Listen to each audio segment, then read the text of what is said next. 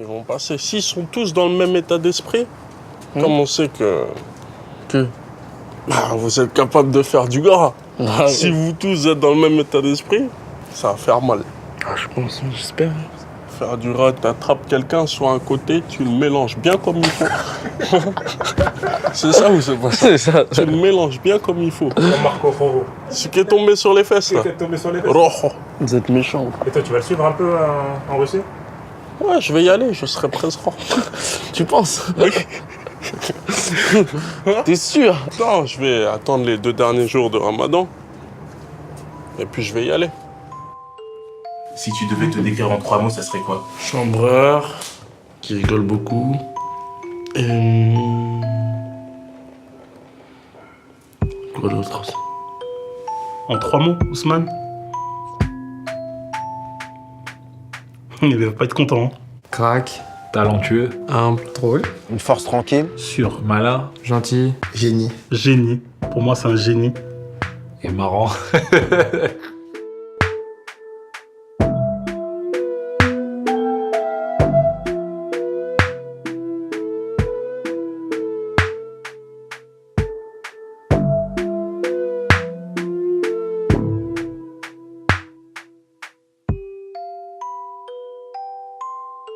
Dans les quartiers, on jouait au foot dans la rue, etc. On faisait des matchs de 13h jusqu'à 20h. Tout le temps avec un ballon, tu connais. En fait, il lâchait jamais son ballon. C'est on sortait de l'entraînement, des fois lui il revenait, il reprenait les ballons, il rejouait tout seul de l'autre côté sur un autre stade pour retaper le ballon quoi. Voilà, c'était du goal à goal. Boum, boum. Arrête ton pied droit, ton pied gauche. Ousmane, c'est le petit qui était là comme tous les petits d'ici. Il a 10 ans de moins que toi, il t'a mis un crochet, il t'a mis un petit pont, il a marqué. Ça devient la star du playground et puis ça commence à parler de lui.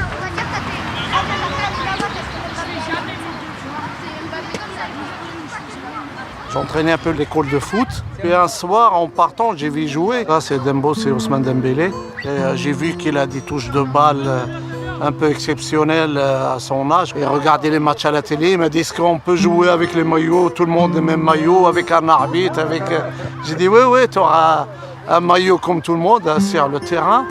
Et puis tu auras un arbitre, tu auras du monde autour de toi, et il y aura des spectateurs et tout. Et puis il s'est mis à rigoler et tout ça. Il a dit, ouais, je viens.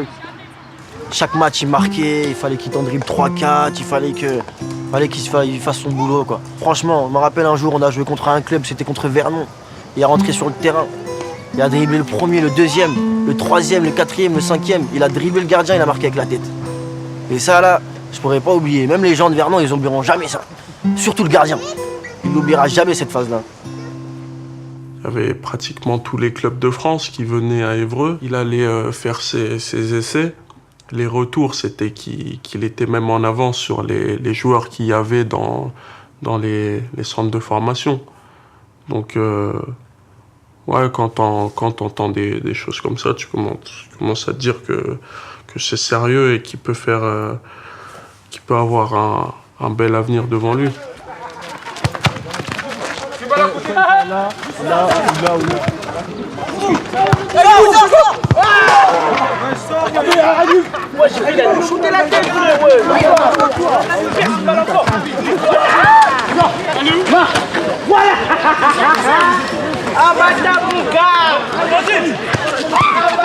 Moi je disais que je voulais devenir comme Cristiano et lui il disait qu'il allait devenir comme Messi. Il nous avait fait la promesse un peu, il nous avait dit les gars vous allez voir, je vais essayer de faire quelque chose, je vais essayer d'être un grand joueur. Et petit à petit il a fait ce qu'il avait à faire et au jour d'aujourd'hui bah, c'est le collègue à Messi quoi. C'est son camarade de foot quoi. C'est trop la star. Et Agibou l'a mis virgule.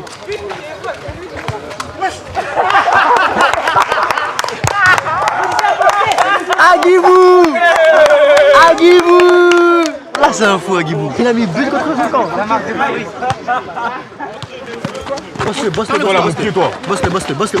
Ouais, la dernière fois je me suis tué, t'as oublié ou quoi? En plus la dernière fois je t'ai croqué. Il fallait me mettre une dembouse. La dembouze. C'est quoi la dembouse? C'est crochet. Et voilà quoi, la dembouze, la feinte de frappe. Les poussées de balle, accélération, boulette. Tout le monde appelle ça comme ça, dembouze. T'es au courant que maintenant à la Madeleine, les petits, ils ont leur dribble, ils appellent ça des dembouses. Ah ouais? Je savais pas, j'étais pas au courant. Je sais pas s'ils me prennent en exemple ou pas, mais ça fait plaisir que les jeunes de quartier regardent ce que je fais.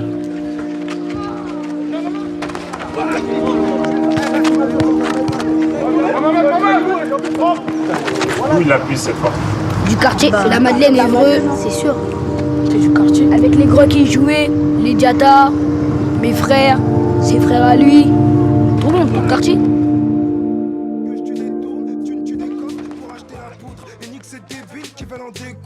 On les a mêlés, judiciaire démêlés. Je suis ni gauche ni droite comme les jambes de Dembélé. T'as les yeux verts comme l'ex de Makelele. Inspirer les petits frères, c'est le plus beau cadeau que tu peux lui donner aujourd'hui à ton prochain. Parce qu'en l'inspirant, tu lui donnes la force nécessaire pour pouvoir s'en sortir. Écoutez Socrate, faudrait que j'apprenne une sourate. Qu'enfin mon âme... C'était normal, hein. Calme, comme nous. On faisait des bêtises à l'école, on partait au foot. En fait, il faut savoir qu'un gamin qui a grandi dans les quartiers, un gamin qui a grandi peut-être dans des conditions difficiles, n'a pas les mêmes problèmes qu'un autre qui a grandi dans les beaux quartiers. Où on n'a pas les mêmes problèmes. C'est-à-dire qu'il faut ça, il faut le savoir, il faut le comprendre et c'est une réalité. Là, on va arriver à la cage où Dembélé a habité. C'est là où il a pété plein de carreaux.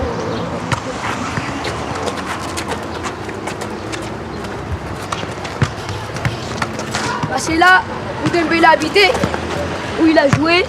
À chaque fois, tirer, casser les carreaux, etc. Et juste en bas, Moustapha habitait là. Son meilleur pote. Moi, c'est mon idole. Déjà, ça je sais pas si je l'ai dit, en tout cas c'est mon idole. J'habite dans la même cage où il habitait, je suis au même club où il a joué. Et moi, mon rêve, c'est faire le même parcours que lui. Et jouer avec lui. Le quartier de la Madeleine, ça nous a aidé à nous construire parce que déjà à la base, on a grandi avec Mathieu Bonnemer ou Bernard Mendy, Steve Mandanda comme exemple. Donc on se disait déjà que si on travaillait et qu'on mettait tout en œuvre, bah, on pouvait aussi avoir une carrière comme la leur. On parle du quartier comme étant un handicap. Nous, on le prend comme une force. Et ça fait de belles choses. Ça fait la France d'aujourd'hui et ça fait justement les gars que tu peux voir aujourd'hui en équipe de France, dont Ousmane. Pour moi, la mentalité de quartier, c'est ce qui te permet d'être déterminé même face aux plus grandes adversités. Au moment où tout le monde croit que tu peux être fini, il y a des choses, il y a un truc mental qui fait que tu n'arrives pas à lâcher l'affaire. La gagne, tu l'as ou tu l'as pas. Souvent, on dit que c'est un défaut d'être un mauvais perdant. Généralement, ceux qui vont très loin dans le foot et puis même ailleurs, hein, c'est souvent des mecs qui aiment pas l'échec, qui aiment pas perdre. Pour moi, c'est ma force, le quartier. Ça m'a aidé à aussi être un homme bien, un homme humble. Voilà, j'oublie pas d'où je viens, parce qu'on a connu des choses que d'autres personnes n'ont pas connues. C'est toujours ma force, quand je peux retourner à Madeleine, je retourne. Quand il a signé pro, il était encore là. Quand il a été à Dortmund, le Ramadan, il l'a passé ici, à la Madeleine. Il avait besoin de ça, tu vois, de respirer le quartier et puis retrouver cette liberté, tu vois. Au fond de lui, je crois qu'il est gaucher. En tout cas, il est ambidex. Maintenant, on sait qu'il est ambidex. Vous savez, c'est bon sur les gauchers. Hein. Les gauchers sont meilleurs que les droitiers. C'est faux, frère. On a deux forts que Messi. Sinon, on joue la balle. Tu as la balle. Ah, il me laisse mal à répéter. Est-ce que vous savez que c'est le dernier match de championnat? Ouais. Ouais. Pour le Barça? Ouais. Vous êtes au courant? Bien sûr. D'accord. Il joue contre qui? La colle. Vous savez pas? Griezmann, il jouait où avant d'aller à l'Atlético? Real Sociedad. Il jouait où? Real Sociedad. Real Sociedad. Donc il joue contre le Real Sociedad. Ousmane nous a contactés et il vous invite, vous tous là, à aller regarder le match. Dimanche là. Ah, c'est vrai? Ouais. Non, c'est une blague. Non, c'est pas une blague. Comment? Ouais. Sérieux? Vous tous là. 1, 2, 3, 4, 5. Ouais. Et il y en aura encore. C'est bon les gars? Très très bon. On va voir le match de Ousmane Dembélé dimanche. Demain. On va aller voir. C'est vrai? Bah tu verras.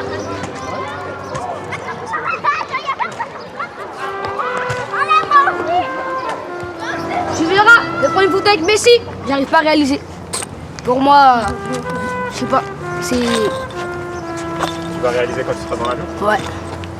Quand j'aurais mis un peu au Camp Nou, c'est là je me dirais bah c'est vraiment. Ce serait pas du pipeau. C'est réel. On sera au Camp Nou, Dembélé, Suarez, Iniesta qui a pris sa retraite, mais voilà quoi. Quand t'es petit et puis on t'annonce que tu vas aller à Barcelone pour aller voir un match, tu vois, ça doit faire plaisir. Puis nous, on n'a pas eu cette chance, donc on essaye d'offrir cette chance aux autres petits, tu vois.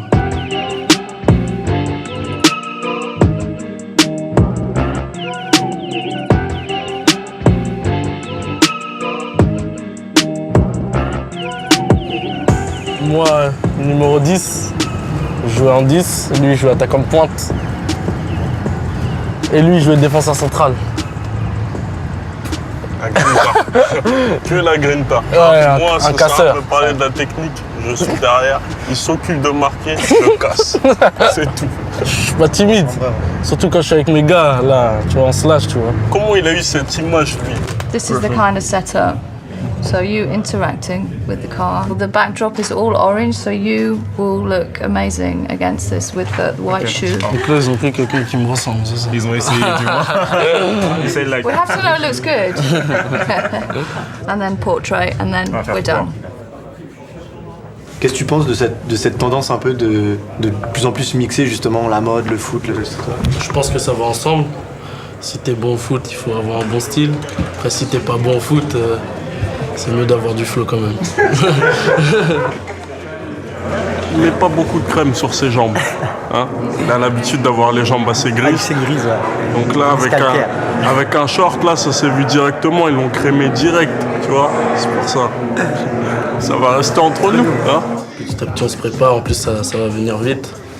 Donc voilà, on reste concentré en club, mais on a quand même une pensée pour la Coupe du Monde qui arrive. Ouais, je l'ai su la veille à minuit et j'étais super content. La première fois que je suis arrivé, ça s'est bien passé avec tout le monde. En plus, c'est un groupe jeune, donc voilà, ils m'ont mis tout de suite à l'aise. Son histoire, elle est extraordinaire, elle est magnifique. T'arrives à Rennes, c'est compliqué pour signer pro. J'ai fait quoi, 4-5 entraînements dans l'année, alors que en CFA, ça se passait bien, je marquais des buts, etc.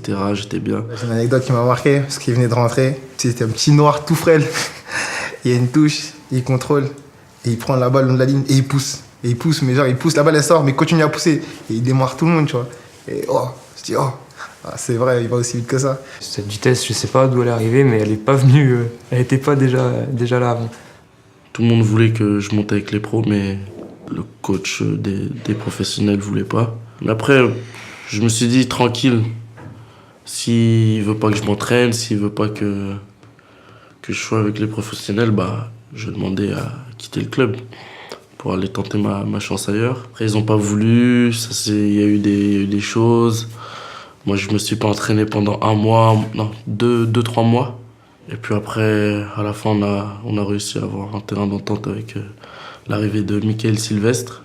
Quand j'ai commencé à jouer en Ligue 1, certaines personnes m'ont dit « En fait, t'avais raison. C'est bien aussi de faire taire les critiques. » Mais moi, comme je le dis toujours, c'est sur le terrain la vérité.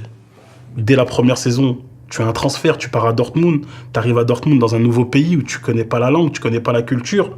Il aurait pu aller à Barcelone à ce moment-là, après Rennes, ça aurait pu très bien se passer. Mais il s'est dit non, je vais pas aller maintenant. Je vais d'abord aller à Dortmund, faire mes preuves à Dortmund, continuer à grandir, et après j'irai à Barcelone. Oba a été très important pour lui dans son intégration à Dortmund. En fait, il m'a donné envie de l'aider et de le prendre sous mon aile, parce que je sais que ça, forcément, ça peut ne pas être simple, parce qu'il parle pas l'allemand, ni l'anglais d'ailleurs, ni l'espagnol maintenant. Un petit peu. Je me dis, voilà, il faut que je prenne ce rôle de grand frère, ou ouais, on peut l'appeler comme on veut. Je le prends au sérieux parce que, voilà, comme je te l'ai dit, il m'a donné envie de l'aider tout de suite, de le mettre dans les bonnes conditions, et surtout j'ai envie qu'il réussisse. Bah, ça nous représente vraiment bien nous deux, puisqu'il a marqué en finale et j'ai marqué aussi en finale. On a passé une bonne soirée après, et même le lendemain aussi. Ça reste un grand souvenir de Dortmund. Ça restera à tout jamais. Ça a été un transfert difficile parce que c'était pas évident de partir au bout d'une saison de Dortmund et d'arriver à Barcelone. En tant que grand frère agent, entre guillemets, on est là pour accompagner les jeunes. On est là pour faire en sorte que leurs rêves se réalisent. Et moi, l'une des premières questions que je lui ai posées à Ousmane, c'était c'est quoi ton rêve? Et tout de suite, il me dit mon rêve, c'est de jouer à Barcelone. Ce rêve-là, tu veux le réaliser et il y a un club qui t'empêche de le faire alors que tu as été clair avec eux depuis le départ. C'est là que le clash, il est inévitable. Tu vois, la mentalité de quartier, quand tu es un mec déter, tu sais ce que tu veux. Donc tu n'as pas peur de partir en clash. Parce que tu sais que même si demain, ce clash-là, il te pénalise, tu as tellement confiance en ce que tu es que tu pourras recommencer et continuer. Ouais, il y a eu ce qui s'est passé. Puis moi, tu vois, je regrette rien, tu vois.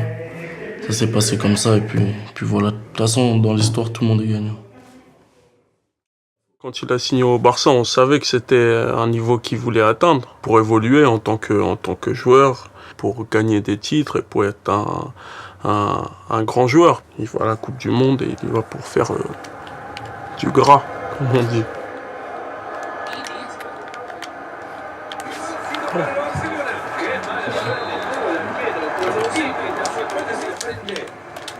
But. Crochet, Ousmane Dembélé. Il était même pas encore entré en Ligue 1. Il y a un gars qui vient, il y a des caméras, et puis il la chante, comme si ça lui appartenait. Il met des crochets, Ousmane Dembélé. Crochet, Ousmane Dembélé.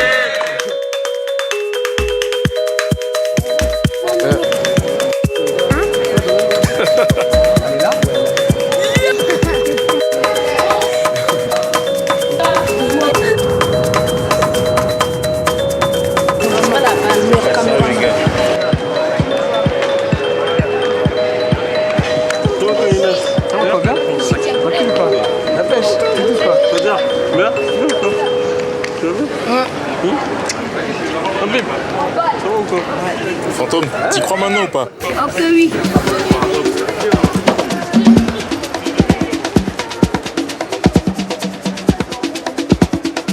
Sors-moi ton meilleur espagnol. Moi, Espagnol. me gusta de comer.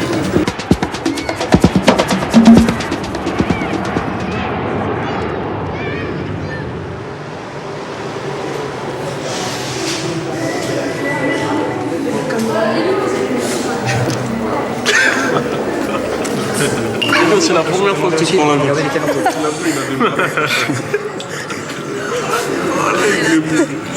Les garçons, si j'entends quelque chose, un manque de respect, un manque de politesse envers les gens d'ici là, on prend tous nos bagages, on rentre chez nous. Et les gars, vous regardez même pas le match de match, je vous le dis tout de suite. C'est compris ou pas? Oui. C'est bon? Ok les gars, je vous prends un mot, vous n'êtes pas des gamins. Là on va aller manger la liste pour les matchs. Ça surtout toi, par contre, toi, Faites quoi vous aussi là? Vous voulez pas dormir, c'est ça? Hein? C'est caché. C'est comment? C'est quoi ton gros mal de bras là? Ça va quoi? Check. Pourquoi t'as ramené le téléphone? Fantôme! Qui ça? Le téléphone est dans le budget. C'est des peureux, tes petits là, c'est des peureux. Ça déjà c'est beau. Laisse-en prendre. Hein? T'as pris ça où? Dans le frigo là-bas. C'est pas comme si c'était à moi. Je te jure, il y en a oui. Non, On fait quoi de ma fille? J'ai craqué, t'as basté. Il y a ça. Gratos. C'est pas gratos, non. Non, C'est pas... Mais non, c'est pas gratos. Il a dit si, je te jure. Bah, y a Ali Yaya et Elio qui ont inondé la chambre. Abusé, j'ai jamais vu ça. Vous c'est trop, voilà. Même prendre une douche tranquillement, vous y arrivez pas. C'est petit, tu peux pas les sortir de la haisse. Non, tu vois, même quand... Tu peux pas, c'est comme ça, hein. Comme ça, je peux rien dire. Younes, il voulait les tuer. Bah, ils ont fait sauter la caution. Ils ont pris un bain à 3, ils ont laissé l'eau couler. Bah, tu veux que ça soit qui? C'est Ali Yaya et Elio. Deux gangsters, hein. Ça pouvait être que deux de toute façon. Moi, ça me fait rire. Hein. Je vais les engueuler. Je les ai déjà engueulés, mais ça me fait rire. Est-ce qu'on aurait été capable de faire la même chose? Mais bon, faut les engueuler, sinon on va croire que c'est normal. C'est important de leur montrer que en travaillant, c'était possible de s'offrir des belles choses, de se faire plaisir, de faire plaisir à ses proches. Et ouais, c'est important qu'ils voient tout ça. Qu'ils voient les sacrifices et aussi la finalité. Par carte, s'il vous plaît.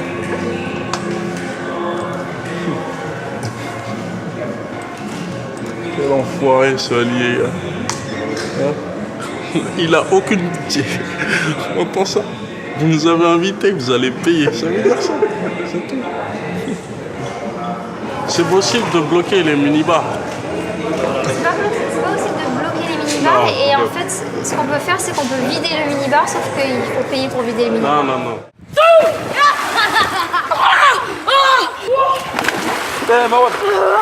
Habib, il se promène à l'hôtel pieds nus. Il se croit à Istanbul. Regarde, lui aussi il croit que c'est les... Jawed, tu vas remonter comme ça dans ta chambre. Tu remontes comme ça dans ta chambre. Ouais? Tu rigoles? Foutaise, allez, pousse-toi d'ici. Dominique Strauss-Kahn. C'est vraiment pas fou ça. 3, 4, 5, 6, 7. C'était pieds nus à l'hôtel. Pieds nus, tout, en train de courir et tout. J'ai dit, vous faites quoi là? Bah, on remonte dans nos chambres. Dégage, je veux t'habiller, suis-toi. Ah voilà, laisse tomber mon gars. Parce qu'après j'avais plus de force, il disait va voir Adama, j'en peux plus, dis à Adama. C'est moi, j'ai cru que j'allais faire 50 hier. Tu savais déjà. Bien sûr. On vous connaît tu nous pas. as porté le Qui ça? Toi. Non. Je ne sais rien porter du tout. On vous connaît, c'est tout. Non, moi je suis calme, ça sert à rien de faire des bêtises. Moi je fais des bêtises quand je galère. Mais là je galérais pas. Tu galérais pas? Non. Qu'est-ce qui t'a pris? C'est l'eau, j'ai mis trop d'eau. Non mais c'est vrai, c'était un accident. Il a fait quelle phase à l'hôtel pour la piscine? Tu sais que t'as dit que j'avais une piscine. Bah tu m'as dit c'est un 5 étoiles. Une piscine, c'est obligé. Mais qui t'a dit ça? Mon frère. Il a un téléphone, fantôme. Ouais, ici, il a grandi. Il est sur quoi? Il est sur NBA là? Tu l'as laissé sur NBA? Je sais même pas, il est où. Et c'est un croqueur sur NBA? Qui? Toi? C'est un... Il prend tous les shoots de son équipe. Il ne recule pas. Ça s'appelle comment ton personnage? Dembrook. Je suis MVP, gros. Dembrook. Montre-moi ça, je vais voir. Je trouve que la presse est un peu dure avec lui. Dure avec lui parce qu'il a été blessé 4 mois. Et je me souviens quand il s'était blessé, il a dit tranquille, je reviens bientôt. Il pensait que ça allait durer 2 semaines, 3 semaines. Mais après, il s'est rendu compte que ça allait être un long processus et qu'il fallait être patient. Des fois, quand j'entends les critiques à son égard, je me dis, mais ils ne se rendent pas compte, les gens, il est dans le plus gros club du monde. Ils ne savent pas ce que ça implique d'être à Barcelone à 20 ans et de porter ce maillot-là. Quand il signe au Barça, je pense pas qu'il ait une pression supplémentaire. Je pense plutôt qu'il a de l'envie. L'envie de porter ce maillot, l'envie de montrer ce qu'il sait faire. Après, sur le terrain, gagner des titres aussi, c'est ce qu'il veut. C'est ce qu'il veut faire avec cette équipe. On n'a rien sans rien. Pour aujourd'hui jouer à Barcelone, jouer au Paris Saint-Germain, jouer dans tous ces gros clubs-là, tu claques pas des doigts et tu te retrouves dans ces clubs-là. Ça passe par des gros sacrifices. Il n'y a que le travail qui donne. S'il travaille, il peut aller plus haut. On a vu Pelé, hein. Tout ce qui vient Pelé, Ronaldinho, Ronaldo, ils viennent de là, du bas, mais ils sont en haut, au sommet. Moi, je crois ça. Pour n'importe quel jeune du quartier, ils disent « Putain, il était avec nous là, il y a même pas très longtemps, maintenant il est au Barça. » C'est la folie. C'est hors du commun.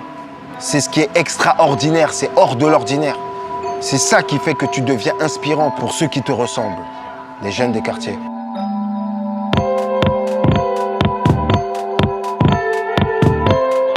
Fais attention avec le téléphone, hein. Les 46. Accès 5, c'est là. Il est encore plus.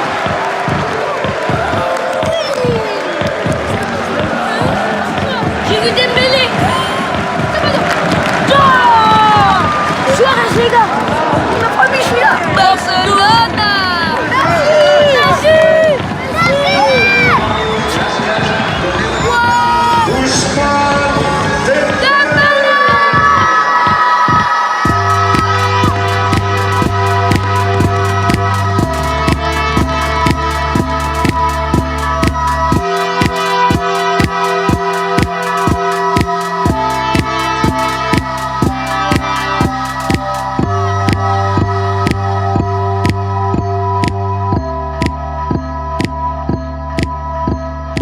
que Ousmane il ait réalisé tout ça aujourd'hui, pour les petits de la Madeleine, c'est une vraie source d'inspiration parce que, en fait, il démarre comme eux. Il n'a pas eu de coup de pouce et il s'est donné les moyens. Et les petits, ils voient aujourd'hui qu'avec cette détermination, il y a tout qui est possible. Hein. Ils se disent, moi aussi, je peux le faire.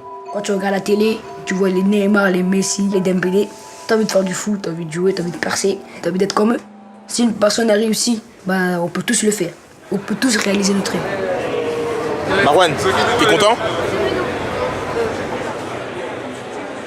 On lui a donné l'opportunité de réaliser son rêve. Il est à Barcelone, il est là, il est dans ce club, mais il n'a pas encore réalisé son rêve. Il aura réalisé son rêve quand il aura marqué le club. Et ça, pour ça, il y a du travail. Et il est prêt pour ça.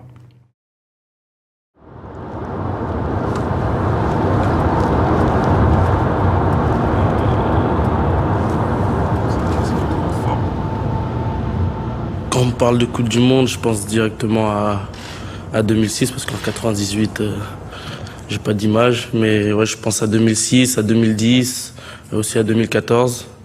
Et puis pour moi c'est la plus grande des compétitions dans le football.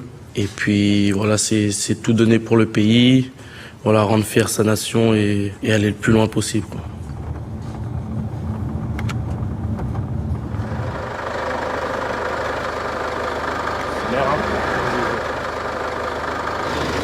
Mais là, t'as ton sac, il est ouvert.